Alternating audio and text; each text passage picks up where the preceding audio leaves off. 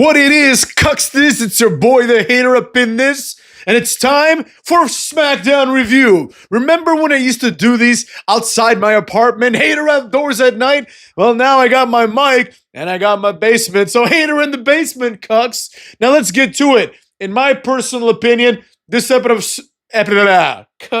This episode of SmackDown was a complete disaster. I hated everything about it. I didn't enjoy anything except for one thing, I should say. And quite frankly, I think everything wrong with the WWE was evident in this episode of SmackDown, right? So as usual, we gotta do this the right way. We gotta do this the only way. We gotta do this segment by segment, all right? So that's what we're gonna do. Now, obviously, we're not gonna consider the first segment, which is everybody coming in and all that bullshit, you know what I mean? Because you can bet your hat that all that shit's gonna go down in every episode. But the first real segment is a complete and utter waste of time. Tiffany Stratton comes out and says she's the champion. She then warns people who may want to cash in on her since we're close to Money in the Bank. I'm going to make like a rant about Money in the Bank because this is inexcusable, but we'll save that for later. Next up, Alexa Bliss comes out and says that Charlotte sucks and that she intends to win. Charlotte comes out dressed as Maleficent and she starts saying she's going to win. Tiffany says that, well, didn't you say, she tells Charlotte, didn't you say that winning the Money in the Bank is the easy way out? Whatever, right? She calls Charlotte a hypocrite. The fans are booing Charlotte. I don't really understand why, to be honest. I never really understood why Charlotte's getting all these boos. I mean, I get it. People just don't like her, but why don't they like her? You know what I mean? Why don't they like her? And why don't they like Bianca Belair? Right? I mean, there's plenty of reasons, but, it's one thing to dislike Bianca Belair and boo her and dislike Charlotte and boo her, but in my opinion, you shouldn't be booing them and then cheering Rhea Ripley. You know what I mean? It's the same fucking thing. Or Tiffany Stratton for that matter. Tiffany Stratton calls them both old and says it's Tiffy time, whatever, right? Complete garbage, complete waste of time. Nothing came of this. Like, I don't need Alexa Bliss to come out to tell me that she wants to win. I'm going to assume that she wants to win the Money in the Bank, right? I don't understand. The Money in the Bank is not like the Royal Rumble where your odds are like 1 in 30, right? Your odds here are like 1 in 6, a very reasonable, odds given what is at stake here. So with that being said, you don't have to put over the Money in the Bank in terms of its importance, right? We already know how important it is based on the last several years of shit booking. So with that being said, I give this segment a 0 out of 10. That's right. At this moment, on a whim, I didn't even plan this, I'm going to start grading the segments. This segment, clear 0 out of 10. It did need to happen. It shouldn't have happened. Basically, every segment where someone says, we're going to have a match, and I'm going to win, and nothing else happens, is getting a 0 out of 10, cucks. That's how it's going to be. After commercial, we move on to Charlotte versus Julia versus Zelina. Clearly, Charlotte's not going to win because, quite frankly, we don't want to see Charlotte do the same thing as always and also win the Money in the Bank, right? Charlotte is not like there now. She's a part-timer, and it's Julia's first match. Zelina Vega is an absolute jobber, so obviously this was very predictable. Julia hits the Northern Lights driver and pins Zelina, who is a champion, in order to advance. I personally hated this match as well. I didn't enjoy anything about it. I thought the winner was predictable. I think Julia's boring. I don't understand what the big deal is about these random-ass Japanese women they keep bringing. You know what I mean? You got Io Sky, you got Kairi Sane, you got Julia, and quite frankly, there is nothing to set them apart. They're all the same character. They wear tassels, have funny hair, and don't speak English, as far as I can tell. So this segment also gets a solid 0, cuckolds.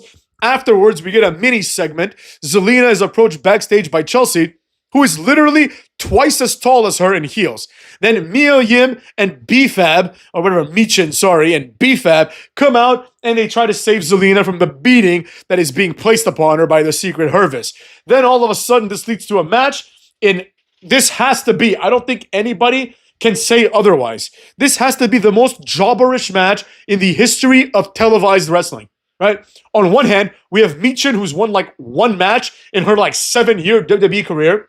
On the other hand, we have B-Fab, who's never won a match.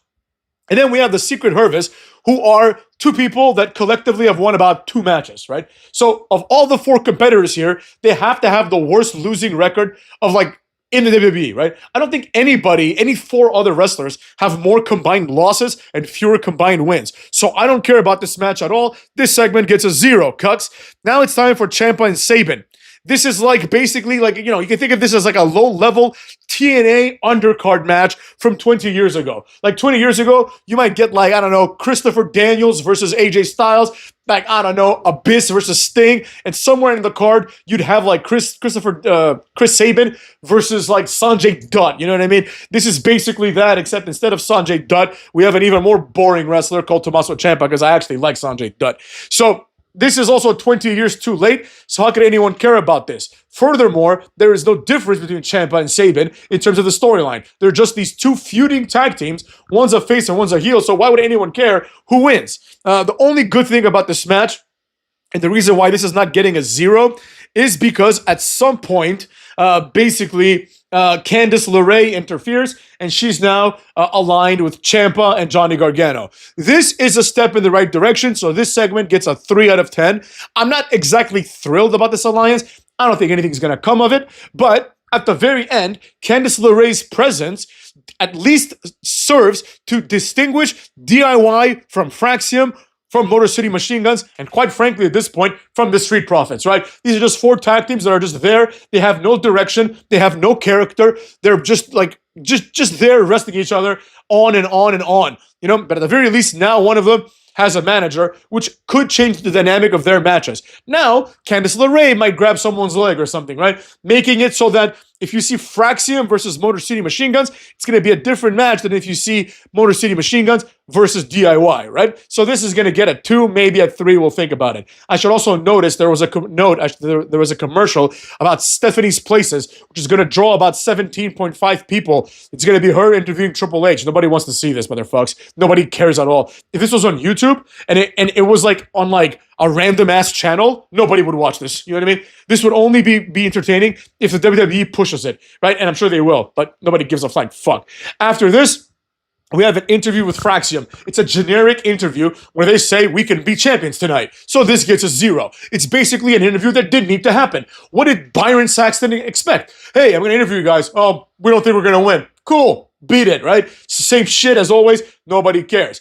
Then we have a Drew and Damian Priest brawl. I cannot wait for this shit to be over. I know that people really like Drew McIntyre. I don't understand why. He has the same feud with everybody. It's the same feud he had with CM Punk. The only difference is we're not talking about Damian Priest's dog. Maybe next week they'll introduce Damian Priest's cat, and that will be the catalyst for this new feud. And then he'll steal Drew McIntyre's sword. You know what I mean? Like all this stupid crap. Drew McIntyre is a failed concept at this point. He is a mid-carder now, and he has the same feud with everybody. The feud is Drew hates someone passionately, and that person, as a result, hates Drew back, right?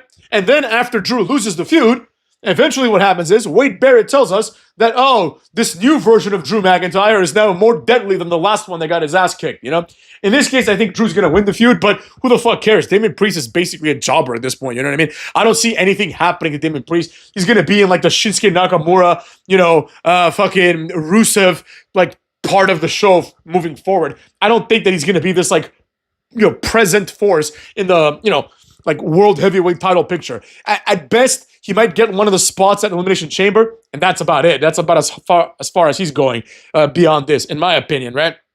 After this, we have a segment between, obviously, I should say that the Drew McIntyre and Damian Priest brawl gets like, if I could give negative points, I would. We've seen this 100 times. Nobody wants to see this anymore. Nobody wants to see this. 0 out of 10.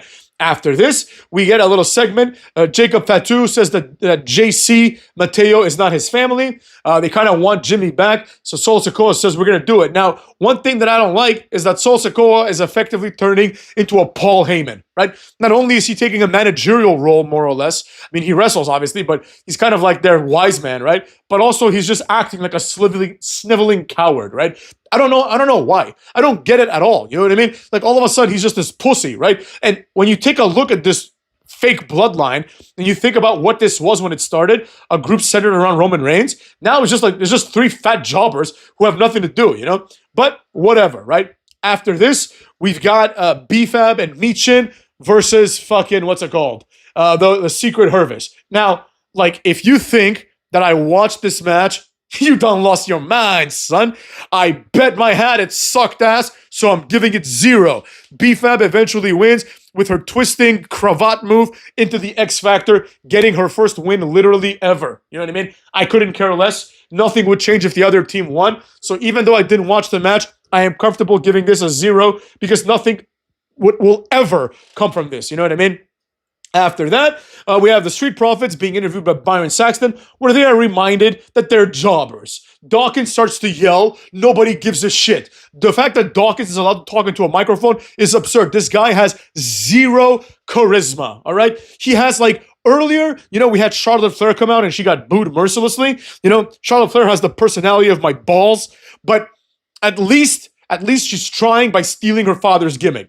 Montez Ford is just a guy. He's never tried to do anything entertaining. You know what I mean? Montez Ford at least tries, but Dawkins is just a complete handicap to Montez's career. And this was evident in this situation because Montez cuts an impassioned promo. The crowd starts going nuts. It's undeniable that Montez Ford can and does get the crowd behind him.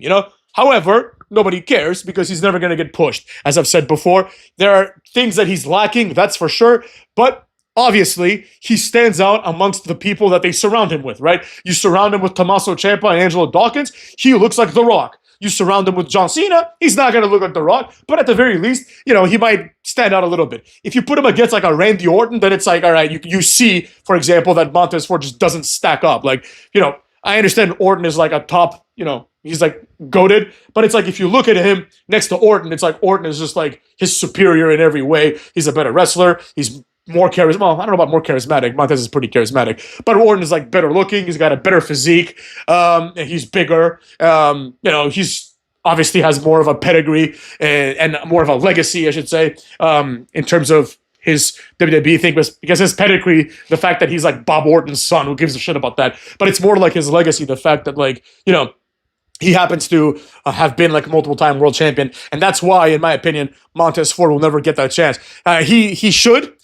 Montez Ford deserves one chance to put himself over, and I think if he were given that chance, he would succeed. But for some reason, they're not going to give it to him, so I don't give a flying fuck.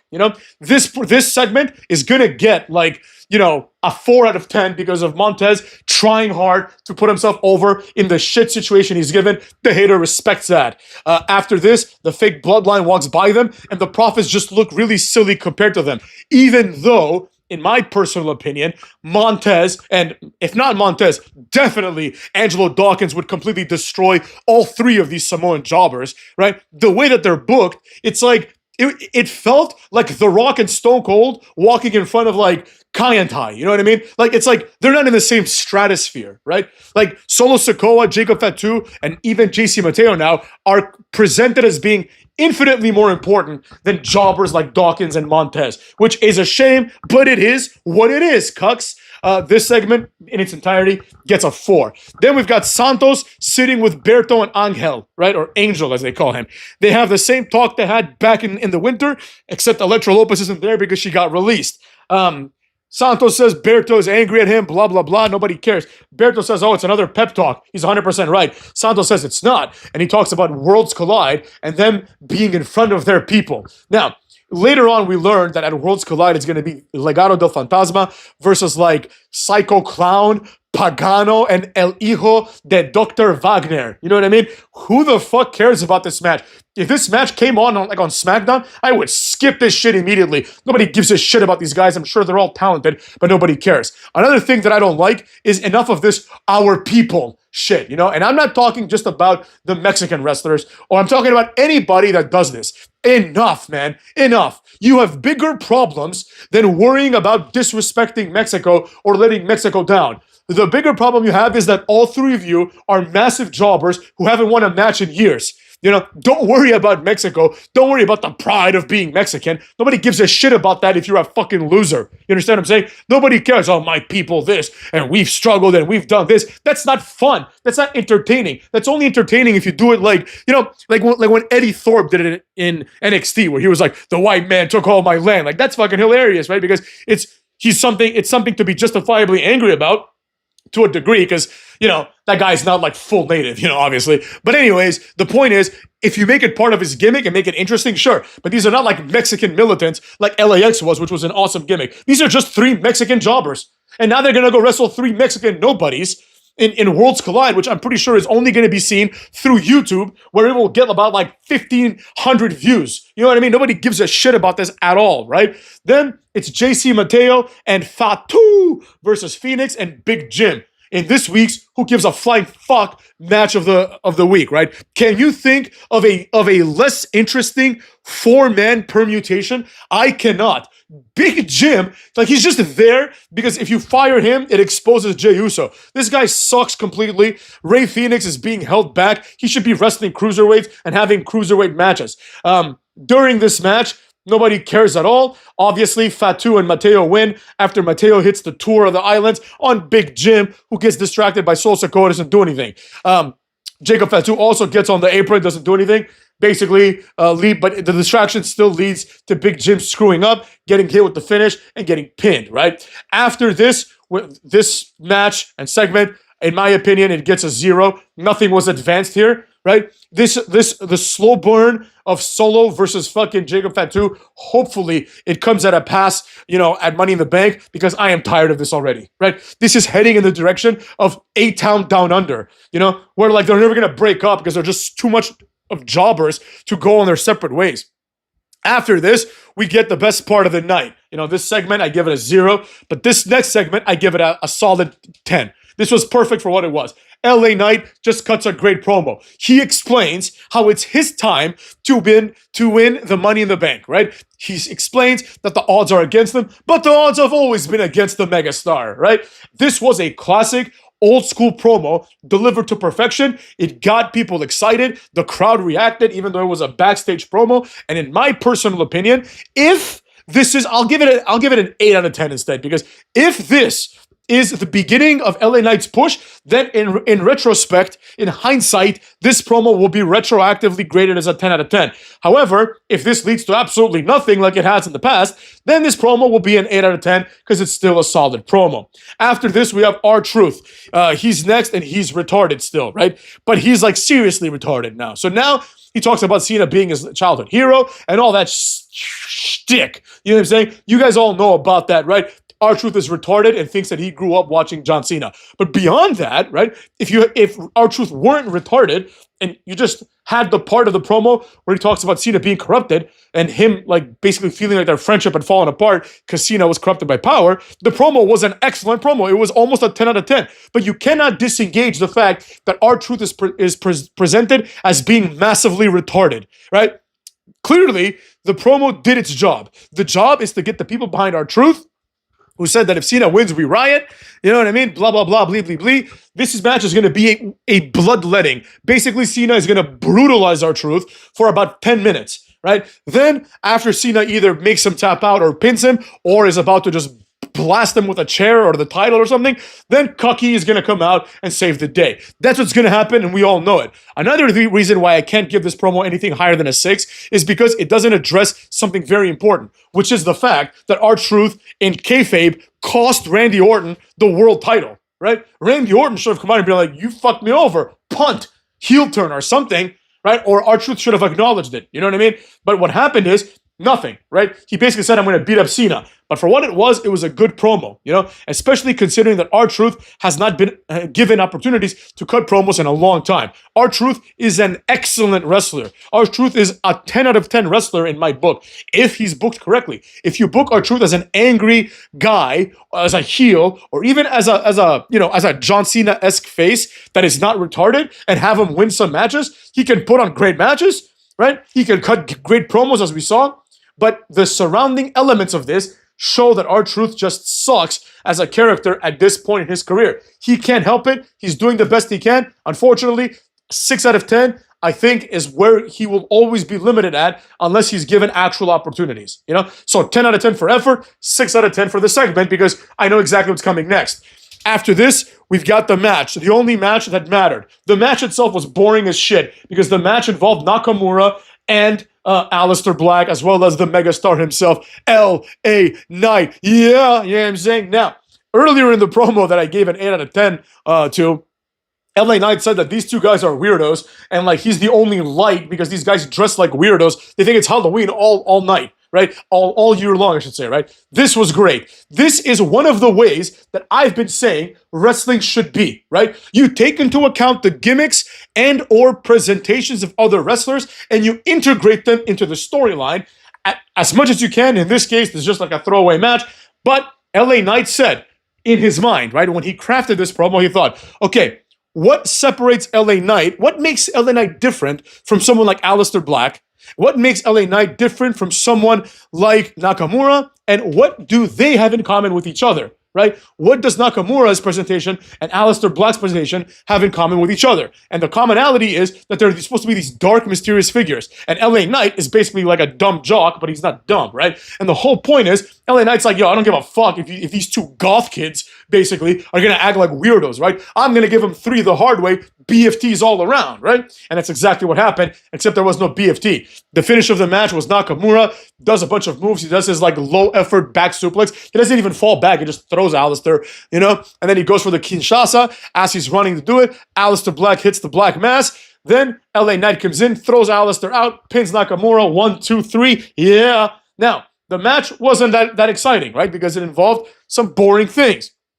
But, you know, given the presentation, I'll give the match a 5. You know, now, this match will be elevated to a 10 if, again, this is the beginning of LA Knight's push, right? Because if they do it correctly, and it just shows that LA Knight is going to take any shortcut he can, any means necessary, and if the story is crafted to show that LA Knight is going to take this seriously finally, and he's going to win the Money in the Bank and then hold it forever until he uses it, that's fucking amazing. How amazing would it be if LA Knight dethroned Cena? That would be wild. After this, we get a promo from Bianca Belair. She's coming back.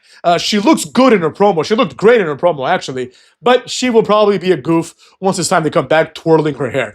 They had, like, put makeup on her. They had put a dress on her. She's naturally a good-looking woman, so, like, it's not hard to accentuate her attractiveness. But for some reason, they choose not to do this when she wrestles. They put this, like, ridiculous red lipstick, this, like, over-the-top red lipstick on her. You know what I mean? And like, it is what it is. She just looks like a goof when she wrestles.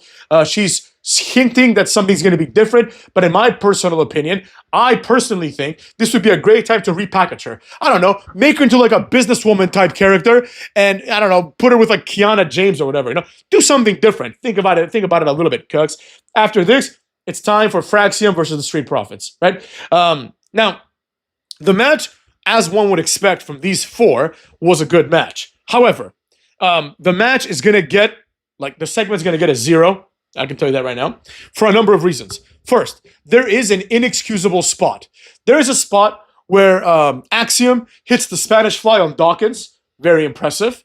Nathan Frazier hits the Phoenix Splash on Dawkins. Very impressive. And then Montez runs in, kicks Nathan Frazier to break up the pin, and then uses him to kind of do like a poetry in motion, and Fraxium jumps and kicks him, hits him with the golden ratio. All of this very impressive. The problem was, however, Axiom had just done a move on Dawkins. And while Frazier was pinning Dawkins, Fraxium was just on his knees, like ready to celebrate, right?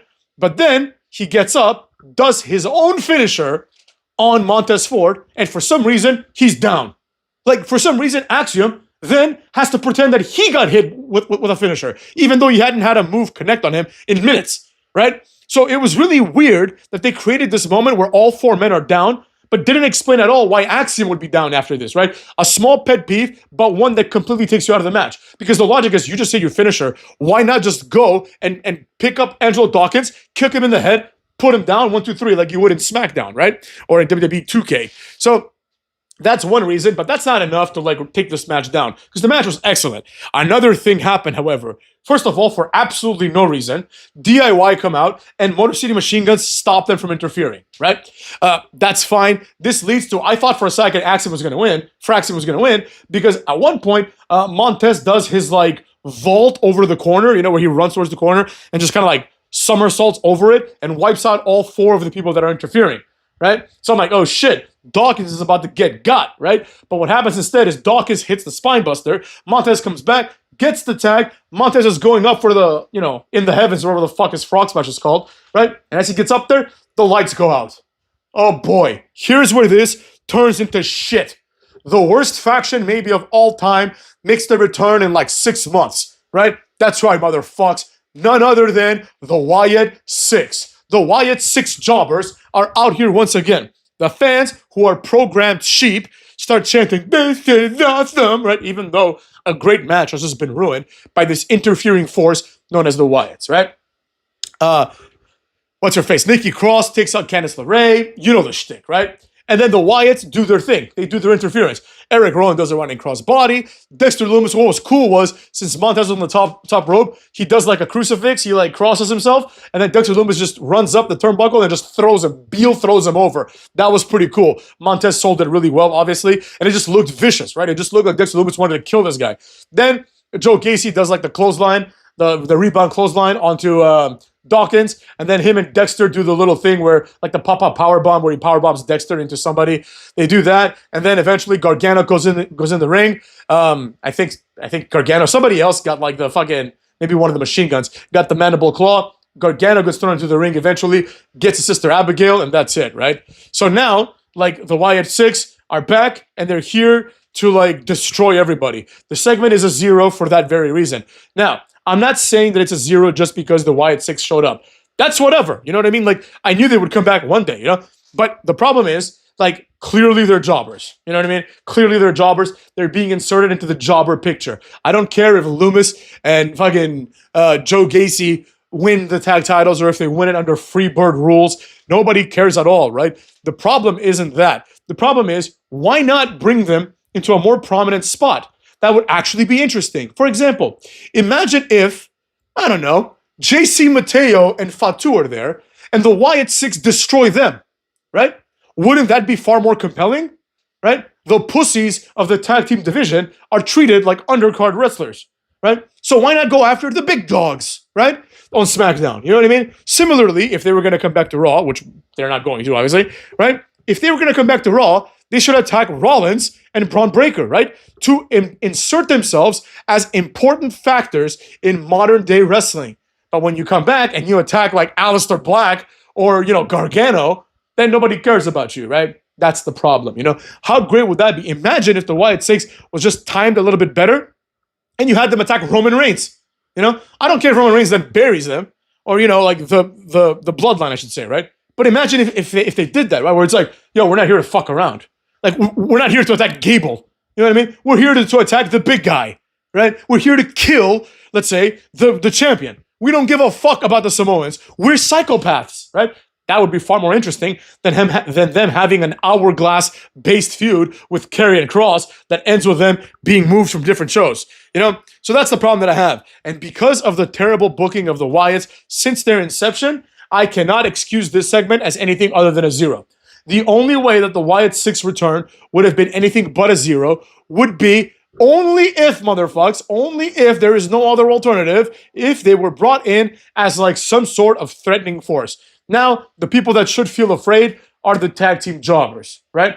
And that's it. That's it. The entire legacy of Bray Wyatt, who was, for better or for worse, a main eventer, now that entire legacy is all about being tag team jobbers. Wow. Eric Rowan in a tag team again. Fantastic. So with that being said, overall, the score of this SmackDown is a solid. I think we're going to average it out to like a 1 out of 10.